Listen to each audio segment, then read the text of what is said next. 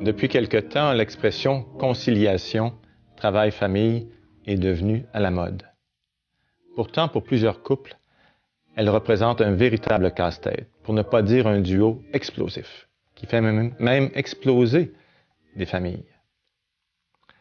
Presque 40 ans après les acquis du féminisme, plusieurs femmes ne sont pas loin de penser qu'elles n'ont pas gagné grand-chose, et qu'en fait, si les hommes en font beaucoup plus que leur père, elles en font encore 3 fois plus que les hommes. J'ai donc invité 4 femmes pour nous parler de cette fameuse conciliation.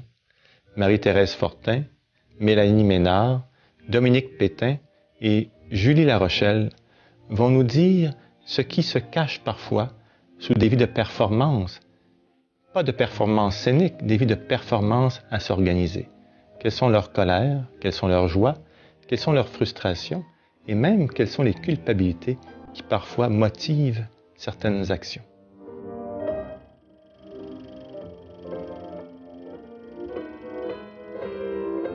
Bonjour, je suis Marie-Thérèse Fortin, comédienne, metteur en scène, mère de 2 enfants, un garçon de 10 ans et une fille de 6 ans. La conciliation travail-famille, oui, ça se peut, mais il y a un prêt payé.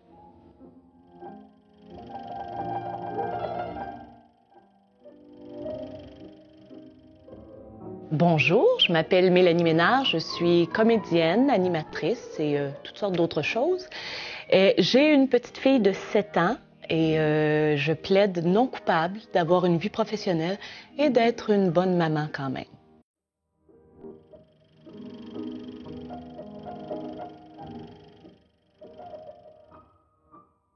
Je m'appelle Dominique Pétain, je suis comédienne, j'ai 2 enfants, 2 adolescents, un de 17 ans et un de 12 ans, 2 garçons. Oui, c'est possible de concilier le travail et la vie de famille, mais c'est pas sans mal.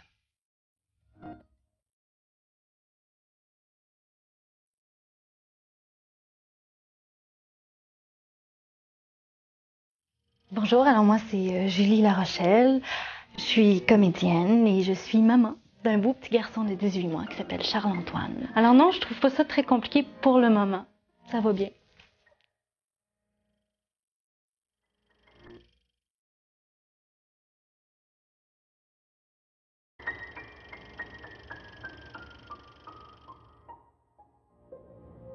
Bien, alors je vous souhaite la bienvenue. Je vous remercie d'avoir accepté cette invitation sur le sujet de conciliation travail-famille. Pour moi, c'était intéressant comme sujet parce que ça se situe vraiment dans un moment de notre société où les femmes ont eu accès par la pilule à plus de liberté et par la suite sont entrées sur le marché du travail massivement dans les années 1960 au Québec, 1960.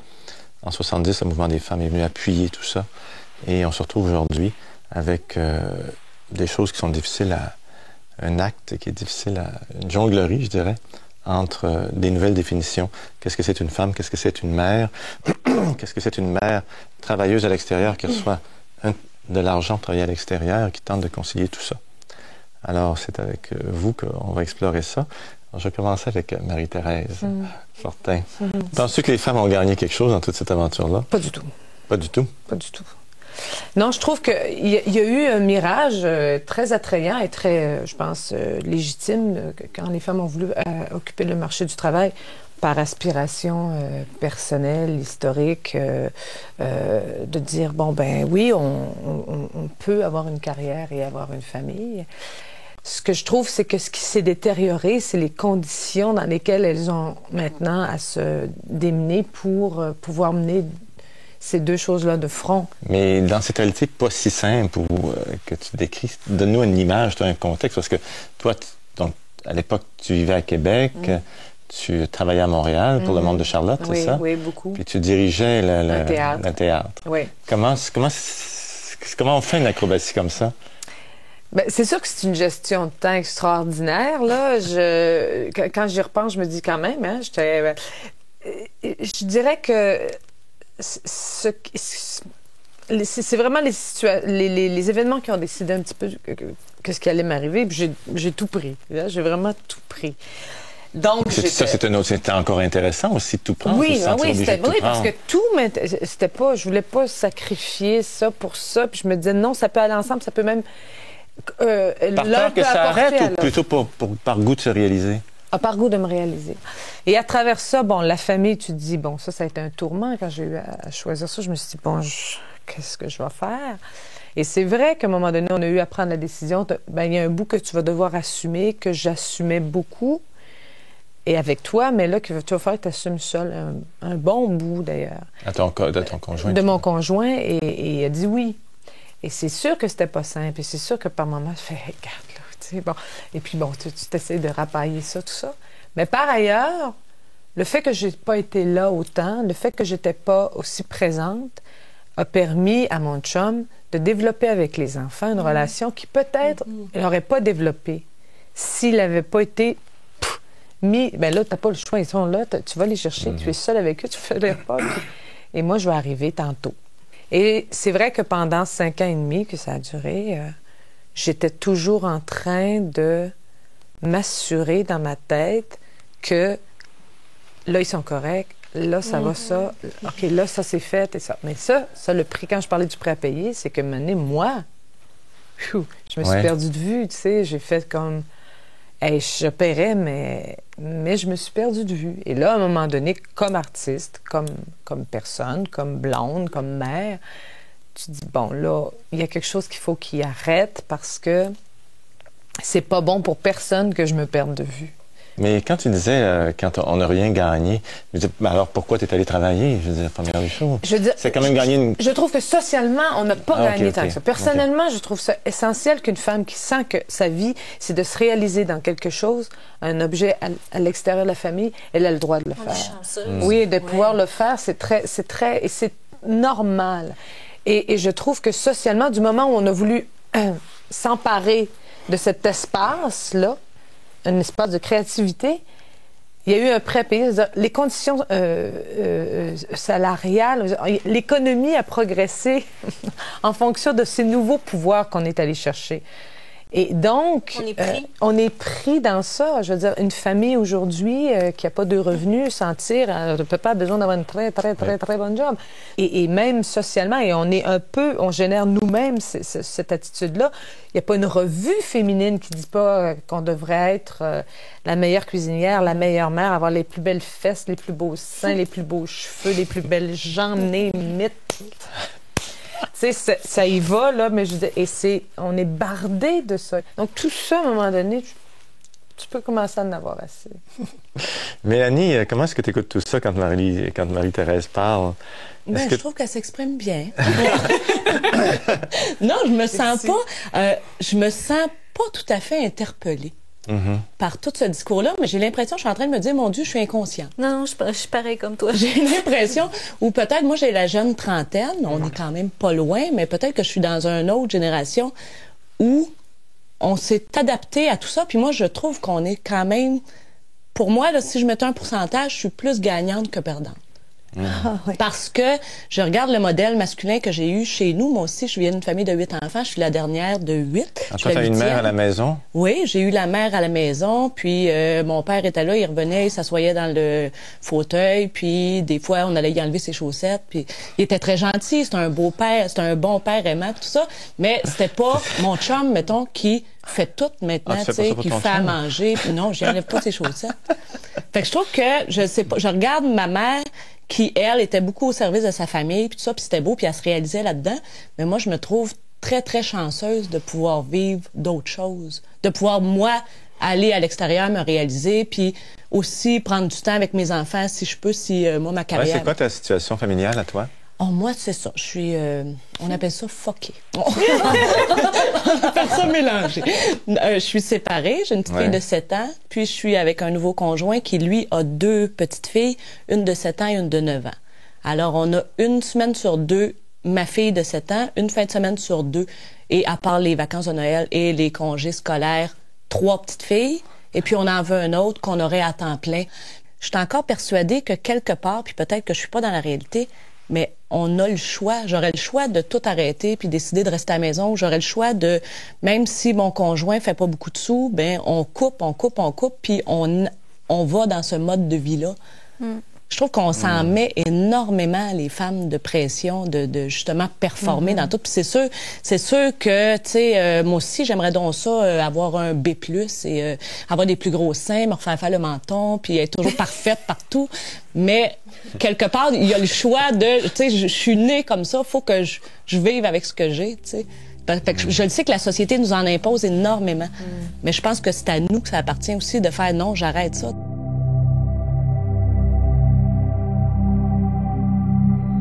C'est vraiment mes enfants qui m'arrêtent. J'ai une anecdote, même un de mes fils, à un moment donné, j'avais arrêté de travailler le soir. Je travaillais à une école de danse depuis 15 ans, puis c'est la première année que j'arrêtais. Puis il me dit « Maman, tu t'es vraiment améliorée, hein? » Puis là, je suis en train de lui lire une histoire. Fait que là, j'essaie de faire le lien, tu sais, dans ma tête, puis il me dit « Parce que maintenant, il dit « T'es là. » J'ai dit, je suis là. Il dit, oui, il dit, t'es là maintenant avec nous le soir. Ça a été comme vraiment un coup. Ça a été pour moi un moment de réalisation parce que je suis tellement dans tout. Puis j'essaie d'être bonne mère, d'être bonne conjointe, d'être bonne enseignante, d'être stimulante. Mais c'est vraiment ce moment-là dans ma vie qui m'a un peu arrêtée.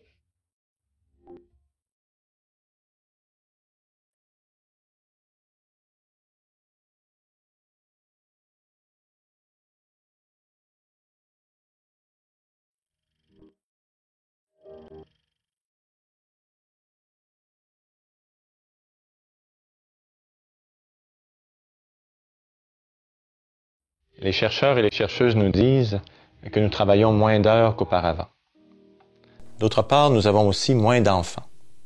Et pourtant, quel paradoxe, la conciliation entre le travail et la famille semble de plus en plus difficile. Qu'est-ce qui est en jeu?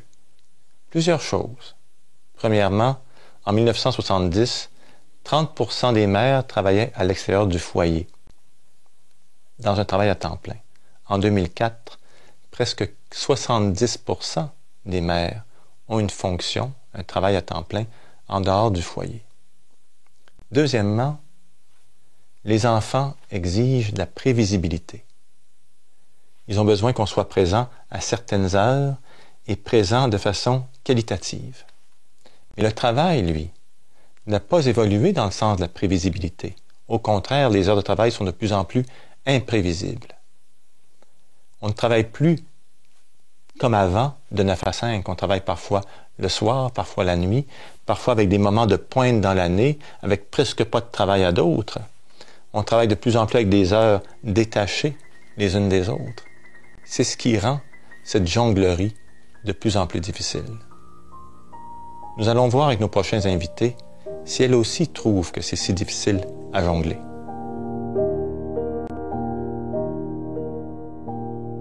Julie, qu'est-ce que tu penses?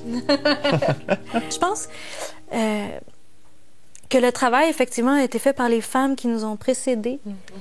Et que moi, ma mère fait partie de ces femmes-là. Donc, j'ai pas connu le même milieu familial que peut-être que tu as connu. Et ça fait que aussi les hommes en question, mon copain, sa femme, sa mère, c'est une femme, c'est l'histoire, c'est une femme qui s'est toujours réalisée dans sa vie comme comédienne, comme chanteuse, tu sais. Fait que lui, il a reçu comme exemple que, comment je pourrais dire ça, qu'une femme, c'est quelqu'un qui se réalise au même titre qu'un homme. Donc, pour lui, il s'est jamais posé la question, puis on n'a même jamais eu de débat dans la maison à savoir qui fait quoi ou... non, c'est un partage, ça flotte comme ça va comme ça. Et toi, ta mère travaillait? Oui, ma mère travaillait à temps plein, elle étudiait à l'université. Tu as eu un autre modèle. Oui, c'est ça, c'est une femme forte, une femme qui s'est réalisée. Elle allait à l'université parce qu'elle aimait ça, pas pour améliorer sa condition de vie, mais parce qu'elle aimait ça étudier. Et c'est ce que j'ai retenu. En fait, ce que j'ai retenu, c'est de faire ce que j'aime, d'essayer de me réaliser le plus possible. Et c'est de devenir comédienne, c'est de pratiquer mon métier. Et puis à un moment donné, d'avoir un enfant et peut-être d'en avoir un deuxième et de faire les choix. Comment je pourrais dire ça? Au fur et à mesure que ma vie change, je fais les choix qui vont en fonction de. J'ai comme pas la pression, justement. Je n'ai pas cette pression-là d'excellence, de réussite à tout prix. C'est ça. Mais je trouve ça, non, mais pour moi, je trouve ça intéressant parce que je me demande aussi s'il n'y a pas des questions.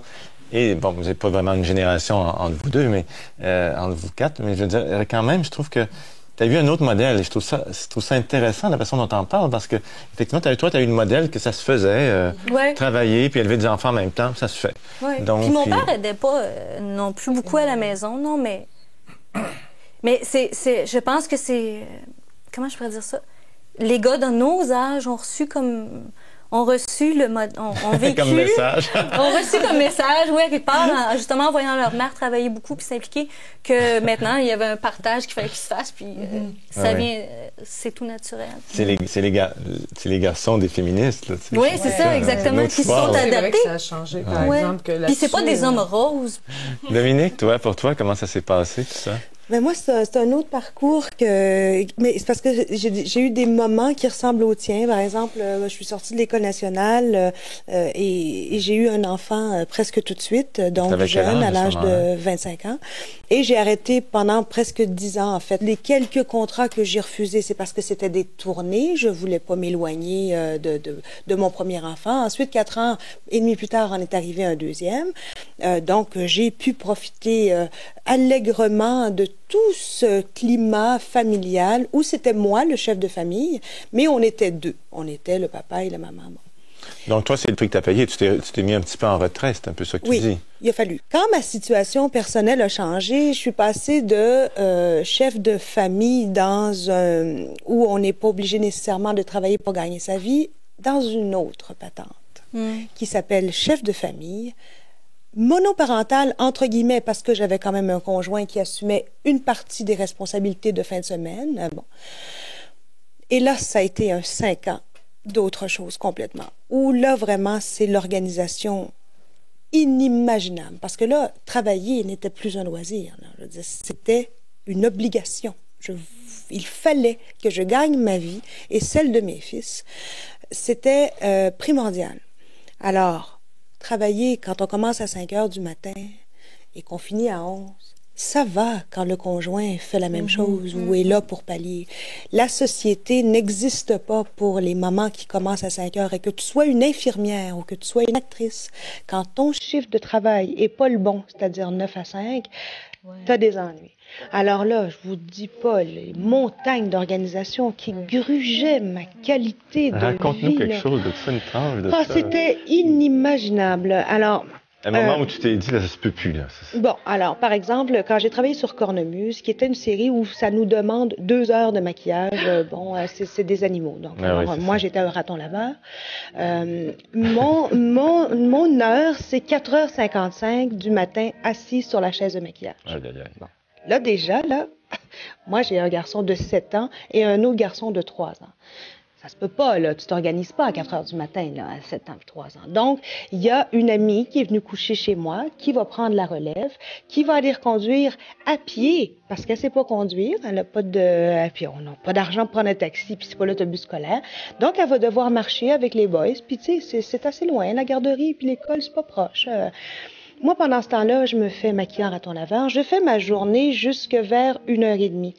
À 1h30, le téléphone sonne et Léopold s'est rentré un 10 cents dans le nez et il est à Sainte-Justine. Sauf qu'on a pris du retard dans la scène. Alors, je me suis retrouvée à Sainte-Justine en raton laveur avec le maquillage parce qu'on peut pas l'effacer puis recommencer. Il est là, il est bon, ben alors c'est ça. Alors j'étais à Sainte-Justine en raton laveur avec le 10 cents de Léopold dans le nez. Je pensais que tu étais allée faire de l'animation pour les enfants. Absurde. Donc tout est difficile, tout est problématique. La moindre sortie avec les enfants coûte de l'argent. C'était beaucoup des préoccupations économiques, financières, pour que tout ça roule rondement. Parce que si j'avais eu les moyens, j'aurais une grande maison, une nounou ou un nounou, ça dépend comment on veut, qui se serait occupé de tout ça, là, tu sais, sans problème. Mais bon, c'était pas ça ma réalité. Et là, je suis passée à un autre stade. Maintenant, les enfants sont plus grands, ils ont 17 ans et 12 ans, et le père, depuis 3 ans, est le chef de famille maintenant. Donc, mes enfants, mes garçons vivent avec leur père à un âge où c'est crucial, c'est toujours important, un papa dans une vie, plus précisément quand on arrive vers l'âge de 11-12 ans, en tout cas, c'est ce que j'en pense.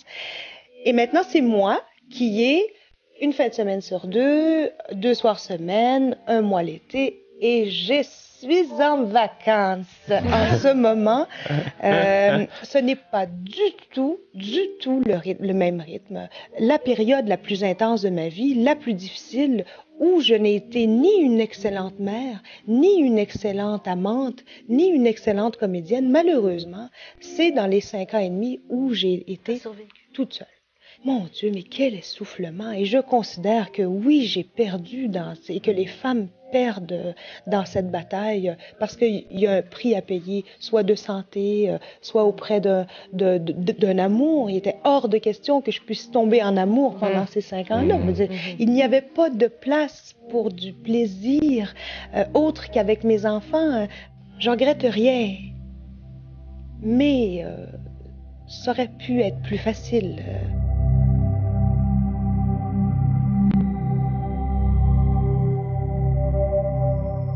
Le premier truc que je pourrais te donner pour être capable de bien survivre là-dedans, ce serait d'avoir une femme de ménage.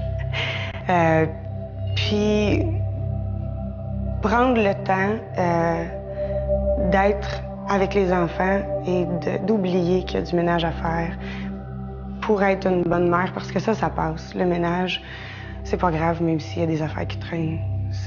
Le temps avec les enfants, je dirais, mettre des priorités. Puis le reste, peut-être, ça va être moins exigeant sur le reste, sur des choses qui, dans 10 ans, ça paraîtra plus, on s'en souviendra pas. Dans 10 ans, les enfants, on s'en souvient encore. Tandis que le ménage, ben, bof, c'est pas grave.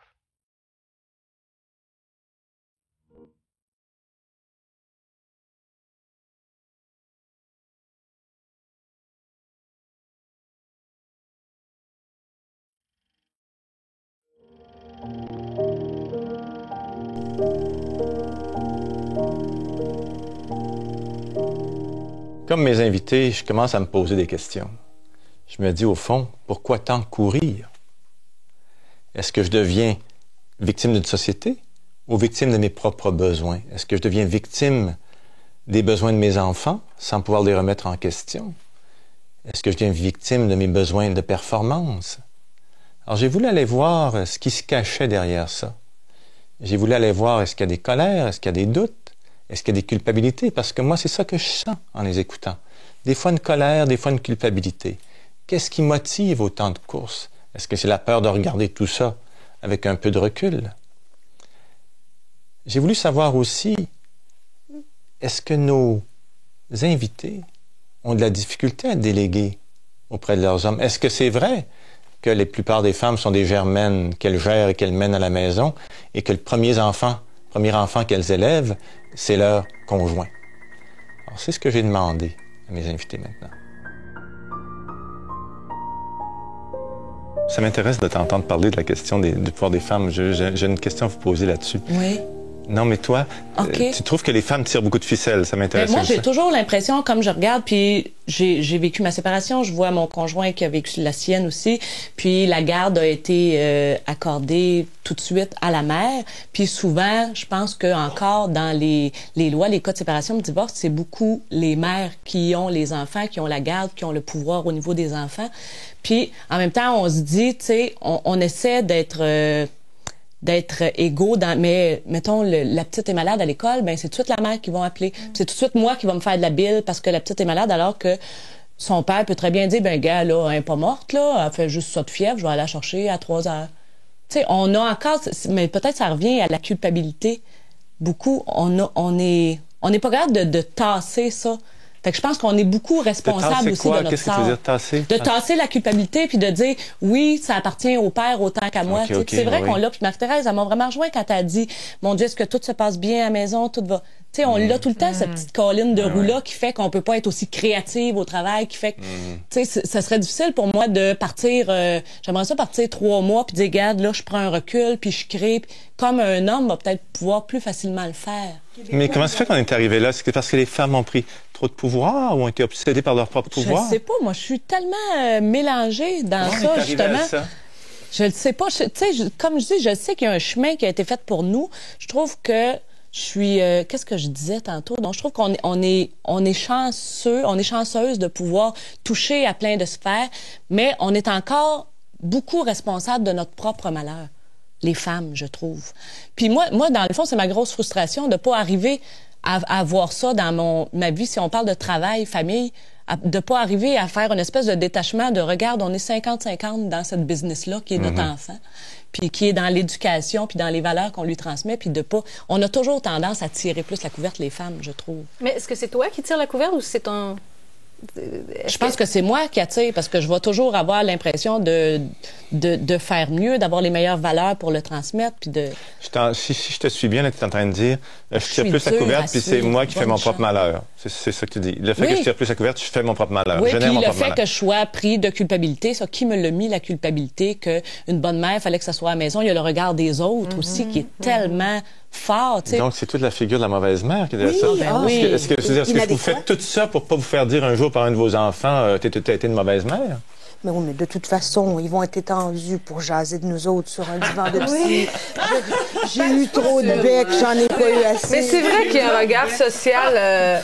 Moi, quand j'ai eu ma période d'activité professionnelle très intense, j'étais à la télé, je dirigeais un théâtre, puis bon, ça allait bien mes affaires. J'avais autour de moi un regard... mon chum, c'était le Saint-Martyr. Hein. C'était le Saint-Martyr. Et même qu'il y a des gars dans le voisinage sur qui il tapait ses nerfs parce qu'il était toujours cité en exemple. C'était plus simplement Vierge et Martyr, c'était Saint-Papa. Oui, c'est ça. Et c'était... Puis bon, et en même temps, il a énormément de mérite. C'est un fait. C'est un père merveilleux et il m'a beaucoup épaulé. Mais moi, j'étais... Regardez de travers. Et même, la première question que certaines personnes me posaient, c'est comment vont tes enfants? Comme vraiment, en voulant dire comment sont tes enfants puisque toi, tu n'es pas là. C'est de la jalousie de la part de ces femmes. Je ne sais pas, mais c'est là. C'est là. Et bien que tu peux décider, tu peux te dire, bon, c'est ça, mais ça s'insinue en toi. Et ça, quand on parle de la culpabilité, c'est qu'on n'est pas des purs esprits. Je veux dire, on reçoit une foule de messages. Si on englobe socialement une foule de messages qui sont envoyés, puis on gère ça du mieux qu'on peut, mais on peut pas se dire ça n'existe pas. C'est là et on fait avec. Mais pourquoi tu me regardes en riant comme ça? Mais c'est... Non, je trouve ça très juste. Non, je trouve que c'est quand on est en train de mettre en question des mécanismes sociaux et psychologiques extrêmement importants. C'est sûr que tu te le demandes à un moment donné. Est-ce que je suis pas en train de courir vers quelque chose pour laisser mes enfants qui auraient peut-être... Tu te le demandes. Fais-tu les bons choix? Je veux dire, il n'y a pas un matin où tu te le demandes pas. Est-ce que je suis pas en train de sacrifier quelque chose qui est mon enfant pour aller vers quelque chose qui m'appelle sincèrement, qui m'attire vraiment, qui m'est viscéral. Et sais-tu, il faut choisir l'un ou l'autre, puis tu peux pas avoir les deux. Mais à un moment donné, je me suis dit, bon, peut-être aussi que mes enfants, ils vont être contents d'avoir une mère de même, qui correspond pas à la voisine ou la mère de mon ami ou tout ça, mais qui s'est réalisé. Qui est échevelé, qui fait 4 affaires, qui brasse une sauce à spag pendant qu'elle repasse mon pantalon, puis qui me fait une joke, puis bon, qui va répondre au téléphone à travers tout ça, mais qui a l'air d'être assez heureuse, finalement, dans ce qu'elle fait. Oui, mais c'est parce que nous, on est extrêmement privilégiés parce qu'on est des femmes artistes. Ouais. Notre travail est une passion. Mais ce n'est pas le cas pour tout le monde. Non. Il y en a qui travaillent 72 heures par semaine dans une carrière ou dans une job-in ou dans une job ordinaire qui ne la comble pas particulièrement, qui ne fait pas d'elle une meilleure personne à la fin de la journée ou de la semaine. Pas si valorisante que ça. Non, pas valorisante, et qui est épuisée la langue à terre. Donc, ces enfants-là qui regardent ces mères-là n'ont pas l'étincelle qu'il y a dans nos yeux quand on va jouer au théâtre, l'espèce de ferveur qui nous anime quand on a un projet extraordinaire. Ces enfants-là ont des parents fatigués, des parents là. Quand arrive le vendredi soir, c'est la fin du monde et on veut se reposer, puis c'est le moment où les enfants sont là pour la fin de semaine. Donc, on va composer avec des parents qui sont crevés. On a parfois tendance à s'imaginer qu'on est tous pareils. Il y a des réalités qui sont très dures. Alors, est-ce que ces enfants-là ont gagné quelque chose des mamans qui travaillaient tant que ça dans une J'ai une question à vous poser par rapport aux gars. Disons que on s'est rendu compte, les études nous disent que, disons, si vous laissiez vraiment l'organisation de la famille à un gars, ça serait vraiment pas organisé pareil. Genre, tu sais, en Suède, ils ont beaucoup ce modèle-là. Les études viennent de là beaucoup. Tu sais, les gars décident de demander, bon, OK, c'est moi qui est chef à temps plein de la famille, là, tu travailles, moi, OK, j'organise ça comme mon goût. Bon, ben toi, tu fais telle affaire de telle heure à telle heure, puis toi, tu fais la vaisselle cette semaine. C'est très organisé. Et je me rappelle d'une de ces interviews-là que j'ai vues, la fille avait les cheveux dressés sur la tête. C'est comme, tu sais, c'est tellement pas comme j'ai pensé ça, mais ça marche. Est-ce que vous seriez capable d'accepter ça? Que votre gars prenne le contrôle et dise, ben là, écoute, on va faire ça bien autrement, ça n'a pas de bon sens. On a du chemin à faire là-dessus, de lâcher prise un peu sur la manière de faire. C'est dur, tu peux pas imaginer. Mais pourquoi c'est dur? Je sais pas. Je le sais pas parce que je sais pas. Moi, j'ai appris ça très, très tôt. Un matin, mon fils était, mon premier fils était jeune. J'étais pas debout, j'étais malade. C'est pour ça que j'étais pas debout. Ben, j'étais malade. Et quand je me suis levée, le père de mon fils a dit, écoute, il a mangé, j'ai donné des carottes, tu sais. Pour déjeuner. Pour déjeuner. Bon. Hein, il a sorti des petites carottes congelées que je faisais moi-même. Tu peux être sûr que j'étais tout fait moi-même, ça là. Et ils ont eu tellement de fun à ce moment-là que, mon Dieu, c'est là que j'ai compris que c'est donc pas grave. Ben non. C'est donc pas grave. Bon, il y a des extrêmes, là. C'est sûr que ça peut pas être ça, 7 jours semaine. Mais bon, il faut entendre Anne Norval en parler là-dessus. D'ailleurs, elle est hilarante. Elle est rendue ambassadrice. Elle est là-dessus. Mais il y a quelque chose dans le... Mon Dieu, que ça s'écroule pas si je... Ça fait pas comme moi, je le ferais. Ben, c'est parce que... Non. Puis, qu'est-ce que tu veux? C'est sûr que le fait que les enfants sont portés par des femmes, que c'est une relation fusionnelle de laquelle il faut couper de la chair pour que ça se défasse. C'est ça que les gars servent. C'est ça que les gars servent. Ben oui, alors... Oui, c'est ça. Je pense que ça... Oh, excuse-moi. Non, vas-y. Je pense que ça a créé un autre problème, ça, le fait qu'on travaille aussi. C'est que, en plus de la culpabilité d'être une mère moins présente, on veut tellement être là. Quand on est là, on est trop là. Oui. L'enfant devient, tu veux pas là... que ça soit pas agréable. Ça, je trouve ça juste. Ça devient, là, l'enfant, ça devient un roi, là, puis il faut être aussi bonne que la gardienne, mais bonne que... Parce que les enfants, ils sont habitués, ils sont allés à la garderie où on leur a fait un horaire, c'est ça, qui sont toujours collés sur leur éducateur. Fait qu'ils arrivent la fin de semaine avec leurs parents qui les ont juste une fin de semaine sur 2. C'est pour ça qu'on devient un peu plus folle chaque année, pauvre de nous. non, mais je pense que c'est un point extrêmement juste, extrêmement fin psychologiquement. La compensation. De la mère angoissée ou coupable qui arrive à la maison, qui en fait 2 fois plus. Ce qui a fait dire d'ailleurs, l'Association des psychologues américains avait dit, vous faites une grosse recherche là-dessus, ils ont dit, l'affaire gagnante là, pour un enfant, c'est papa à la maison, maman qui travaille à l'extérieur. Pourquoi? Parce que quand les gars travaillent à l'extérieur, quand ils reviennent à la maison, ils ne s'occupent pas des enfants. Ils sont fatigués. Quand maman travaille à l'extérieur, puis qu'elle rentre le soir à 5 heures, elle s'occupe des enfants. Même si elle est fatiguée. Même si elle est fatiguée. Alors, c'est... Non, mais c'est... Mais c'est parce qu'en fait, vu que maintenant, les grossesses sont des choix depuis les années 60, c'est avec ça que vous avez ouvert votre émission, maintenant, c'est un choix. Donc, il va falloir que ça soit le fun, puisque je pourrais ne pas en avoir, je pourrais... Alors, puis si c'est pas le fun, il faut que ça soit moi qui le produise. Ben oui, mais c'est dommage, mais c'est un peu ça. Alors, en plus de s'en faire un, après ça, oups, vous êtes dans le questionnement du deuxième enfant. Est-ce que je m'en fais un deuxième? Est-ce que je continue à avancer dans ces choix-là que j'ai comme possibilité de me réaliser comme femme, comme mère seulement, comme comédienne seulement, comme travailleuse seulement, ou comme toute la patente en même temps? Alors, vu qu'on est des femmes intelligentes, on se dit, je veux faire le bon choix. J'ai mis des enfants au monde, j'ai une responsabilité maintenant que ça soit le fun. Et je ne peux pas échouer. Puisque je veux aller travailler, il faut que ça marche parce que sinon je vais échouer. Juste parce que j'ai voulu aller travailler.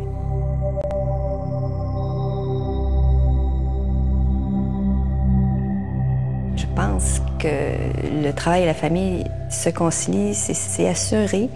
Sauf que ça prend, je crois, beaucoup de support de l'extérieur, d'être confiant, d'avoir des gens qui s'occupent de nos enfants pendant qu'on n'est pas là, donc pendant qu'on est au travail.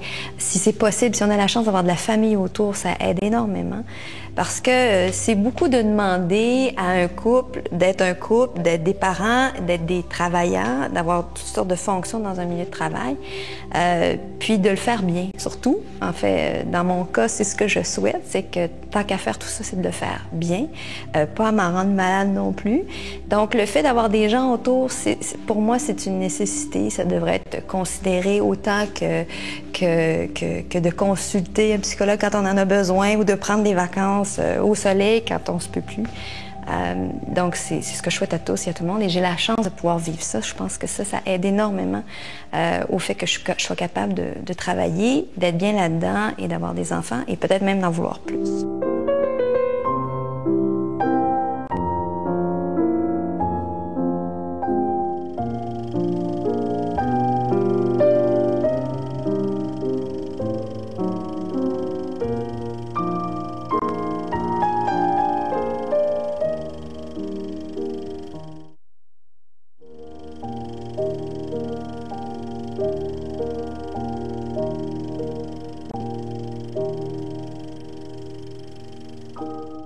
Vous êtes peut-être comme moi quand vous écoutez ces témoignages.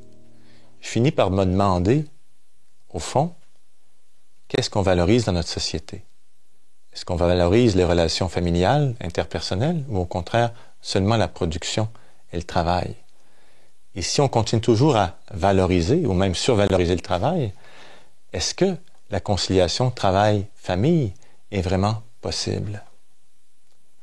Mais il y a aussi des notes encourageantes, puisque cette défixation-là des rôles de père et de mère, cette nouvelle collaboration entre les hommes et les femmes, fait qu'on voit poindre une société nouvelle. Si les hommes se définissent moins comme pourvoyeurs et les femmes moins comme des germaines, celles qui gèrent et qui mènent à la maison absolument, on assiste à des nouvelles façons de se ressourcer.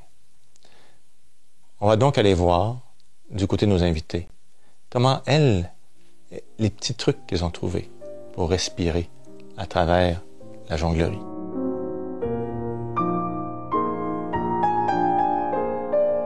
Là, il y a bien des gars et des filles, des mères et des pères qui regardent ça, là. Oui. Puis qui se disent, ben oui, mais c'était quoi leur truc? Qu'est-ce qui les a aidés dans des moments plus intenses, plus difficiles? C'est quoi? Comment on s'en sort de tout ça? Est-ce qu'on en sort? Mais comment est-ce qu'on... Comment est-ce qu'on respire? Ça serait ça, je pense, ma question. Comment on se ressource à travers tout ça? Julie nous en a parlé un petit peu. Toi, tu appuies beaucoup sur la complicité avec ton conjoint. Oui. Puis vous dire... J'hésite pas à demander de l'aide aussi, parce que je sais que je suis pas parfaite non plus.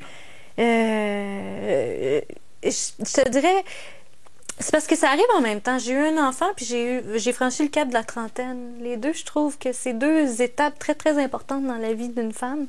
Et je me suis rendu compte en arrivant à la trentaine que j'ai pas réalisé tous les objectifs que je m'étais fixés quand j'étais beaucoup plus jeune.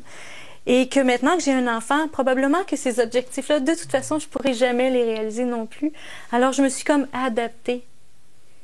Et en m'adaptant aussi, j'ai pris connaissance de mes forces et de mes faiblesses. Et maintenant, j'essaie le plus possible de demander de l'aide quand j'en ai besoin. Puis je suis chanceuse parce que souvent, j'ai une oreille attentive qui m'écoute puis qui m'entend. Fait que c'est comme ça que j'arrive à balancer le tout.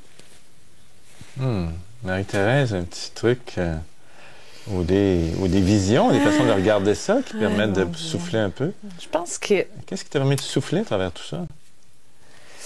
Je pense que c'est de ne pas se raconter d'histoire, d'essayer d'être le plus lucide possible par rapport à la difficulté que c'est et de reconnaître qu'il y a une difficulté de réussir à réunir tous ces désirs contradictoires puis ces réalités-là qui sont toujours en train de négocier entre elles.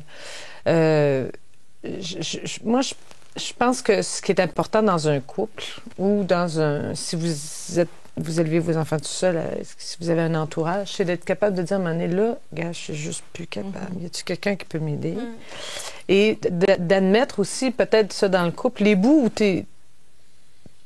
c'est ta force, puis les bouts où c'est pas ta force. Et que ce sera peut-être jamais ta force, ou peut-être que ça va se vivre autrement. Mais de pouvoir négocier, reconnaître que que tout n'est pas carré, formaté, comme toutes les revues veulent nous faire croire et tout ce qui nous incite à croire que ça devrait se passer comme ça.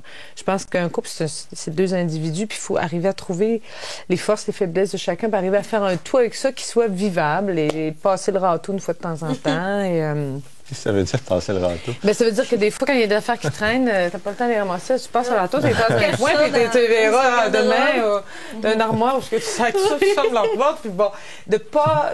Moi, je trouve qu'on vit dans un monde qui idéalise tellement la... Tout est formaté, j'ai l'impression. Tout doit être lisse. C'est Martha Stewart. On aurait intérêt à voyager aussi, à aller ailleurs dans d'autres pays, oui. Connaître d'autres cultures. On est un petit peu obsédé, je trouve, par l'idéalisation. Et ça, je trouve que ça pervertit les rapports entre les individus et le regard qu'on porte sur les choses et les choix qu'on fait, et individuellement et socialement. Et moi, je pense que, comme je disais tout à l'heure, mes enfants, ils ont peut-être pas la mère idéale, mais ils ont une assez bonne mère, comme disait Dolto. Il y a des bouts où elle est vraiment pas pire, puis il y a des bouts où, oh, pas là, on va pouvoir vraiment la battre à plat de couture, ce sera pas trop long, mais c'est pas grave. Je veux dire, c'est pas... Je trouve que les filles, on a à apprendre beaucoup dans le lâcher-prise, l'espèce de culpabilité qu'on a de performer à tous les niveaux et peut-être plus se reconnecter avec ce qui nous anime vraiment et qui n'est pas nécessairement toujours rose et féminin dans une définition du féminin qui n'est pas celle qui nous correspond. Je dirais, je sais pas si c'est clair. Dominique? Moi, j'ai trouvé du répit juste en allant visiter de façon très profonde l'amour qui me lie au choix que j'ai fait, c'est-à-dire d'avoir des enfants. Je suis profondément en accord et très amoureuse de toute cette maternité que j'ai eu le droit de vivre. Et l'autre endroit où je suis aussi si heureuse, c'est la création. Donc, je trouve le moyen de balancer tout ça, ou l'énergie, ou la force, juste quand je vais faire un tour, dans l'amour, c'est là que je puise mes énergies, c'est là que je trouve la force, c'est là que j'ai envie de continuer. Parce que c'est deux pôles qui vont pas nécessairement ensemble, mais qui me sont nécessaires, moi, pour être une personne accomplie et épanouie. Fait que je me retourne vers ce que j'ai de plus fondamental et vrai, c'est mon amour et mon organisation à la maison et mes deux garçons et mon travail, qui me passionne aussi. C'est là que je puise mes forces, mon répit, mon souffle, c'est là. C'est beau. Ben oui, c'est beau, c'est touchant. Mélanie? Oh, je vais vous péter ça, cette bulle-là. Non, je pense vraiment que moi, ce que je retiens de tout ça, puis j'ai trouvé ça très, très enrichissant parce qu'on a tous un peu des profils différents. Cessons de vouloir être parfaite, cessons de vouloir être la mère exceptionnelle, la femme travaillante exceptionnelle. Il n'y en a pas de façon, de recette miracle pour élever des enfants. Pour moi, ma mère, avec ce qu'elle avait, elle m'a donné ce qu'elle avait, puis elle a fait ce que je suis. Puis moi, avec ce que j'ai, je vais, tu sais, ma fille va devenir ce qu'elle a à devenir. Fait que c'est beaucoup dans cessons de nous mettre nos barrières tellement hautes pour qu'on soit toujours essoufflé à force de chercher à les atteindre. Puis vraiment, moi, c'est laissons de la place aux pères. Je pense qu'ils sont tout aussi compétents que nous. Je pense que ceux qui prennent pas tout à fait leur place, c'est peut-être parce que on les fait sentir qu'ils sont maladroits ou qu'ils sont moins bons que nous. Acceptons justement que ça traîne, puis s'ils veulent pas la prendre, la place, ben menacez-les, manipulez-les. On est des excellentes manipulatrices, privons-les de sexe. Non, mais je pense vraiment qu'il faut apprendre à déléguer. C'est ça. Il faut vraiment à faire confiance aux hommes. Eh bien, je vous remercie infiniment. C'était une conversation extrêmement enrichissante. À la prochaine.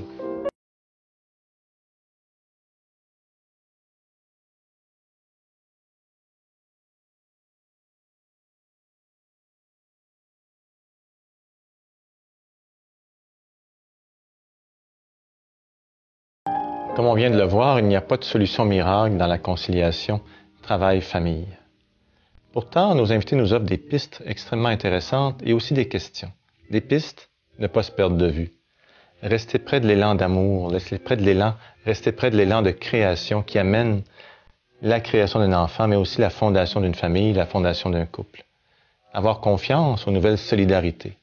Et savoir aussi que ces nouvelles solidarités entre les femmes, entre les hommes et les femmes, entre les familles, vont finir par forcer, obliger des changements sociaux.